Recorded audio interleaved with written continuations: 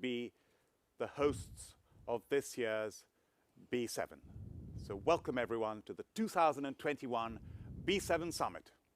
Just think, the last B7 Summit was held in Washington in February 2020. Little did we know how the whole world would be turned upside down. What a surreal, challenging nightmare it has been for the global community. The COVID-19 pandemic has affected everyone, everywhere.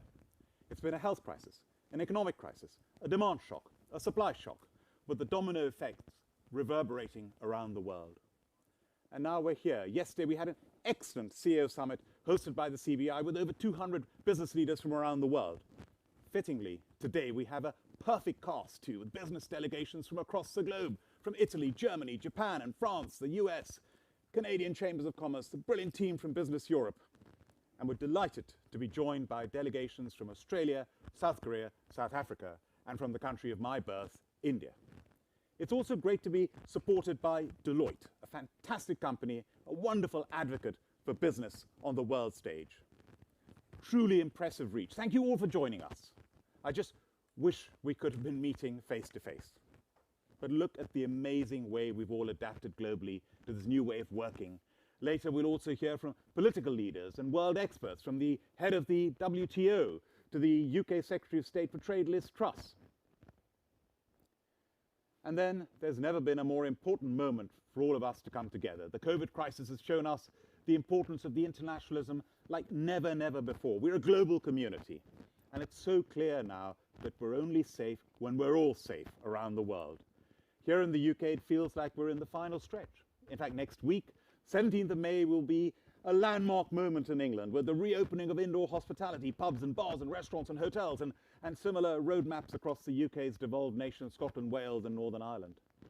And I know the team in my own business, Cobra Beer, are eager to get going next week. And the 17th of May is ahead of our full reopening, hopefully on the 21st of June. And this is large part thanks to the vaccination programme. To think that the head of our vaccine task force was only appointed on the 18th of May, and the first inoculation happened on the 8th of December last year. To think how the global scientific community worked at speed like never before to develop vaccines at the speed of light. To think that the earlier record for vaccine development was 4 years, and last year we did it in a matter of months.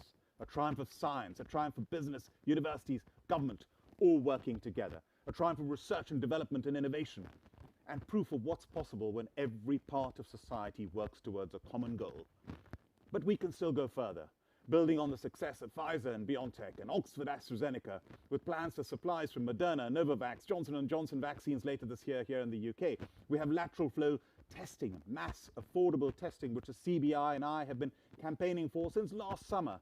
And now, not only free to all workplaces in the UK, but every citizen in our country can order these tests free from the government as individuals to their homes. And more recently, I'm pleased to say, the government launched their therapeutics task force. There's huge potential to treat COVID with repurposed drugs. And we've seen the exciting possibilities of possible drugs like ivermectin that may be able to cure you from COVID within a few days. This would be a game changer. And this is just shows the power of research, shared internationally, with businesses standing ready to scale up and deliver these life-changing treatments across the world.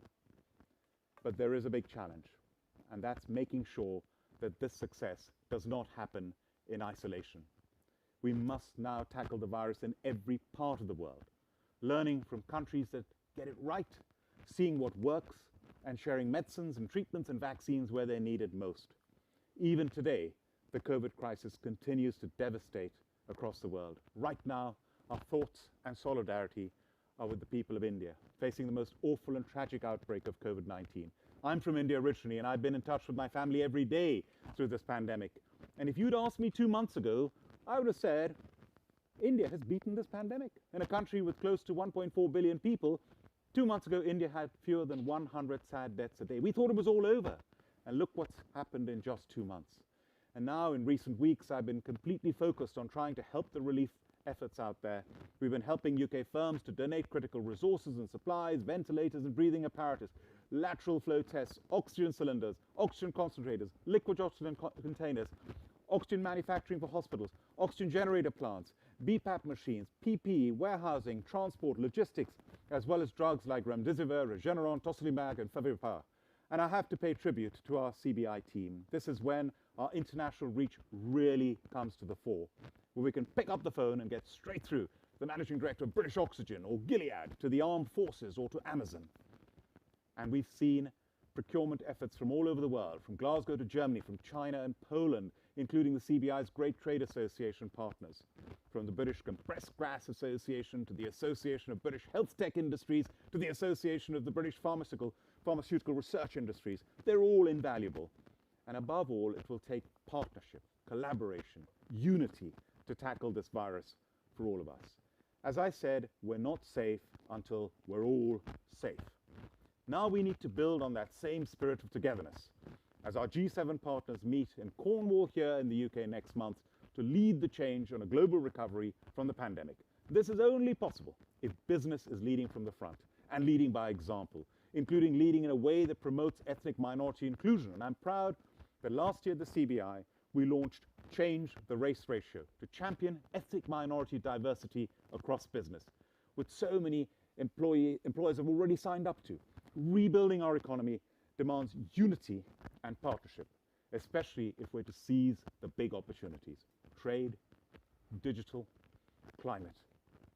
On trade, we as businesses must be vocal champions of free and fair trade in an era where these ideas have been under assault. Here in the UK, since Brexit, we've seen the rollover of almost 60 trade deals, and the government deserves huge credit for this, from Japan to Turkey.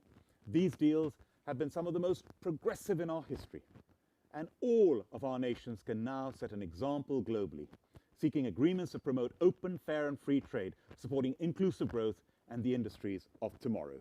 But to do so, we also need an effective World Trade Organization to make sure that our system of trade deals, regulations, standards, rules and norms run smoothly.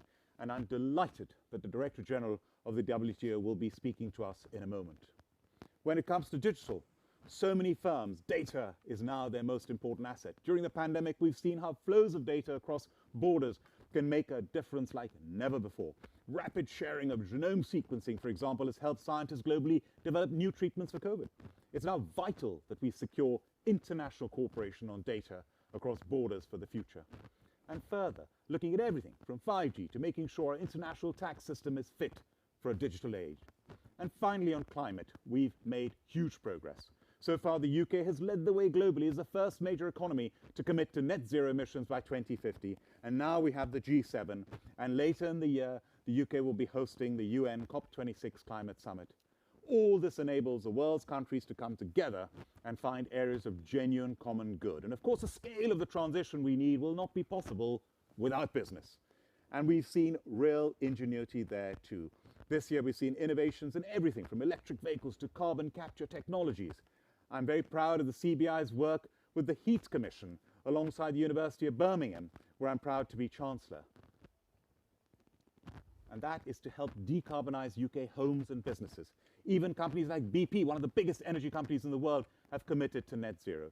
But there's always more we can do. So we're calling on all our CBI members and every business to sign up to the race to net zero, pledging to decarbonize. We have tools to help, like our Goal 13 Impact Platform, to share ideas and best practice. Because creating a net zero world will only be possible with business creativity and investment, and business leading the way. So those are just 3 things I hope the summit can achieve: trade, digital, and climate commitments. And whether it's at the G7 or at the COP26 or beyond, we all have a responsibility to lead by example, to be outward looking on the issues that will define our future. With business uniquely placed to seize this once-in-a-generation moment to reset our economy. After a year like no other, the task of looking to the future can feel like a challenge for tomorrow, but tomorrow cannot wait. Now is the time to get started. It's not about building back better. As the mayor of Athens said recently at a CBI conference, it's about building forward better. What a challenging time we're in the midst of. What a privilege it is for all of us to be leading our organizations at this moment in history, to be able to help our businesses, help our economies, help our citizens, and help our countries. Thank you very much. And now it gives me great pleasure to introduce Dr. Ngozi, the Director General